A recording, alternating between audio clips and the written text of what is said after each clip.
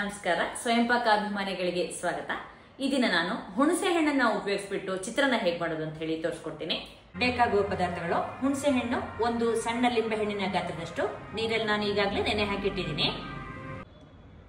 ಸಾಸಿವೆ 1 tea spoon, ಉದ್ದಿನಬೇಳೆ ಕಡಲೆಬೇಳೆ ಎರಡೂ ಕೂಡ ಒಂದೊಂದು ಟೀ ಸ್ಪೂನು, ಅರಿಶಿಣ 1/4 ಟೀ ಸ್ಪೂನು, ಹಸಿಮೆಣಸಿನಕಾಯಿ 5 ಕತ್ತರಿಸ್ಕೊಂಡು ಇಟ್ಟಿದ್ದೀನಿ. ಈ ಗಾತ್ರದ್ದು ನಿಮ್ಮ ಖಾರದ ಅಪೇಕ್ಷೆ ಮೇಲೆ ಹೆಚ್ಚು ಕಡಿಮೆ ಮಾಡ್ಕೋಬಹುದು. ದೊಡ್ಡ ಮೆಣಸಿನಕಾಯಿ ಅಂದ್ರೆ ದಪ್ಪ ಮೆಣಸಿನಕಾಯಿ ಸಣ್ಣದಾಗಿ ಕತ್ತರಿಸ್ಕೊಂಡಿಟ್ಟಿದ್ದೀನಿ, ಹತ್ರ 1 ಕಪ್ನಷ್ಟು. ಕೆಂಪು ಬಣ್ಣದ ದೊಡ್ಡ ಮೆಣಸಿನಕಾಯಿನ ಸಣ್ಣದಾಗಿ ಹೆಚ್ಚಿಟ್ಕೊಂಡಿದ್ದೀನಿ, ಹತ್ರ 1/2 ಕಪ್ ಇದೆ. ಕರಿಬೇವು ಸ್ವಲ್ಪ, ಹೆಚ್ಚಿದ ಕೊತ್ತಂಬರಿ ಸೊಪ್ಪು ಸ್ವಲ್ಪ, ತಾಜಾ ತೆಂಗಿನಕಾಯಿ ತುರಿ 1/2 ಕಪ್ ಹತ್ರ ಇದೆ. ನೋಡಿ ಹಾಕೊಳ್ಳಿ ನಿಮ್ಗೆ ಎಷ್ಟು ಬೇಕೋ ಅಷ್ಟು. ಉಪ್ಪು ರುಚಿಗೆ ತಕ್ಕಷ್ಟು. ನಾನಿಲ್ಲಿ 1 ಟೀ ಸ್ಪೂನ್ ಇಟ್ಕೊಂಡಿದ್ದೀನಿ. ಎಣ್ಣೆ 2.5 ಟೇಬಲ್ ಸ್ಪೂನ್ ಅಷ್ಟು. ನಾನಿಲ್ಲಿ ಕೊಬ್ಬರಿ ಎಣ್ಣೆ ಇಟ್ಕೊಂಡಿದ್ದೀನಿ. ಚಿತ್ರಾನ್ನಗಳಿಗೆ ಯಾವಾಗಲೂ ಎಣ್ಣೆ ಜಾಸ್ತಿ ಹಾಕಿದ್ರೇನೆ ಚೆನ್ನಾಗಿರುತ್ತೆ. ಬಾಣಲಿಗೆ ಎಣ್ಣೆ ಹಾಕಿ ಕಾಯ್ಲಿಕ್ಕಿಡಿ.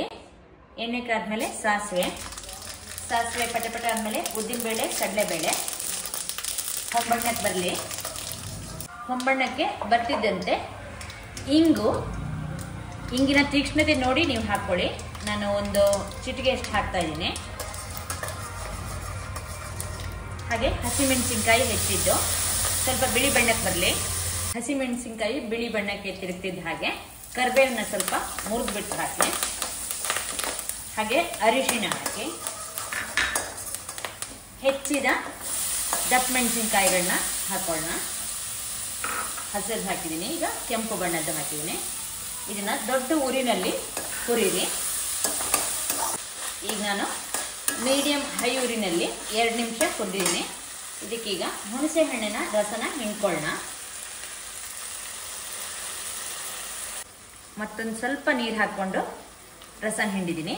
ಸ್ವಲ್ಪ ದಪ್ಪ ರಸನೇ ಇರಲಿ, ತೀರಾ ನೀರು ಹಾಕೋಬೇಡಿ. ಮತ್ತೆ ಉರಿನ ಸ್ವಲ್ಪ ದೊಡ್ಡ ಮಾಡಿಕೊಂಡು ಹುರಿರಿ. ಹುಣಸೆ ಹಣ್ಣಿನ ನೀರಿನ ಅಂಶ ಹೋಗುವಷ್ಟು ನಾನು ಸ್ವಲ್ಪ ಕೈ ಆಡಿದ್ದೀನಿ.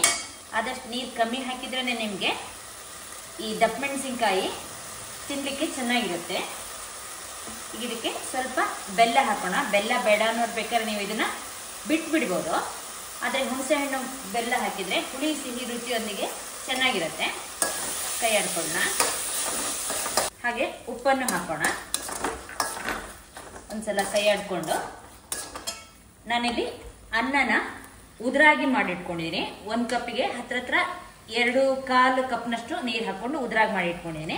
ಈಗ ನಾನು ಇದರ ಮೇಲಿನ ಅನ್ನನ ಹಾಕಿರ್ತೀನಿ. ಮೇಲಿನ ಅನ್ನ ತುಂಬಾ ಉದುರಾಗಿರುತ್ತೆ, ಕೆಳಗಿಂದ ಸ್ವಲ್ಪ ಮೆತ್ತಗಿರುತ್ತೆ. ಅದರಿಂದ ನಾನು ಮೇಲಿನ ಮಾತ್ರ ಹಾಕ್ತಾ ಇದ್ದೀನಿ. ಈಗ ನಾನು ಅನ್ನ ಹಾಕ್ಕೊಂಡಿದ್ದೀನಿ. ಚೆನ್ನಾಗಿ ಇದನ್ನ ಕಲಿಸ್ಕೊಳ್ಳೋಣ. ನಾನೊಂದು 4 ಕಪ್ನಷ್ಟು ಅನ್ನ ಇರ್ಬೋದು ಅಂದಾಜು ಹೇಳ್ತಾ ಇದ್ದೀನಿ ನಾನು. ಇದನ್ನ ಚೆನ್ನಾಗಿ ಕಲಿಸ್ಕೊಳ್ಳೋಣ. ಈಗ ನಾನು ಚೆನ್ನಾಗಿ ಕೈ ಆಡ್ಬಿಟ್ಟು ಒಮ್ಮೆ ಇದನ್ನ ಮುಚ್ಚಿಟ್ಟು ಸಣ್ಣ ಊರಿನಲ್ಲಿ 1-2 ನಿಮಿಷ ಇಟ್ಕೊಳ್ಳೋಣ. ಈಗ 2 ನಿಮಿಷ ಆಗಿದೆ. ಇದಕ್ಕೆ ಹೆಚ್ಚಿದ ಕೊತ್ತಂಬರಿ ಸೊಪ್ಪು ಹಾಗೆ ತಾಜಾ ತೆಂಗಿನಕಾಯಿ ತುರಿ ಹಾಕ್ಬಿಟ್ಟು ಇದನ್ನ ಚೆನ್ನಾಗಿ ಒಂದ್ಸಲ ಕಲಿಸ್ಕೊಳ್ಳೋಣ. ಸ್ಟವ್ ಆಫ್ ಮಾಡೋಣ.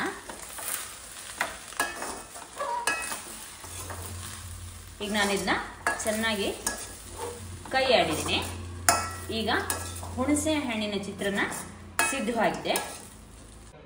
ಮೇಲೆ 1-2 ಸ್ಪೂನು ಎಣ್ಣೆ ಹಾಕಿದರೆ ನಿಮಗೆ ಈ ಚಿತ್ರಾನ್ನದ ರುಚಿ ಇನ್ನೂ ಚೆನ್ನಾಗಿರುತ್ತೆ. ಆದಷ್ಟು ಕೊಬ್ಬರಿ ಎಣ್ಣೆನೇ ಹಾಕಬೇಕು ಮೇಲೆ ಹಾಕಬೇಕಾದ್ರೆ.